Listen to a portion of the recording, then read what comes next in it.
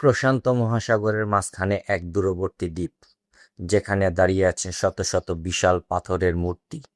কিছু মূর্তির ওজন ৮০ টনেরও বেশি। কিন্তু প্রশ্ন হলো কিভাবে এগুলো তৈরি ও সরানো হয়েছিল যখন সেখানে চাকা পর্যন্ত ছিল না। স্টার আইল্যান্ড, যা স্থানীয়দের কাছে রাপা নুই নামে পরিচিত, প্রায় ৮০০ বছর আগে পলিনেশীয় নাবিকরা হাজার হাজার কিলোমিটার সমুদ্র পাড়ি দিয়ে এই দ্বীপে এসে বসতি স্থাপন করে। তারাই তৈরি করে বিখ্যাত মোয়াই মূর্তিগুলো। মোট প্রায় ৯০০টি মোয়াই মূর্তি তৈরি করা হয়েছিল। এগুলো খোদাই করা হতো আগ্নেয়গিরির পাথর থেকে। বেশিরভাগ মূর্তির মাথা দেখা গেলেও অনেকগুলোর মাটির নিচে লুকিয়ে আছে বিশাল দেহ। সবচেয়ে বড় রহস্য ছিল এত ভারী মূর্তি কিভাবে কয়েক কিলোমিটার দূরে নিয়ে যাওয়া হতো। সাম্প্রতিক গবেষণা বলছে দ্বীপবাসীরা দড়ি বেঁধে মূর্তিগুলোকে ডানে বামে হেলিয়ে হাঁটিয়ে গন্তব্যে নিয়ে যেত, যেন পাথরের দৈত্য নিজের পায়ে হেঁটে যাচ্ছে।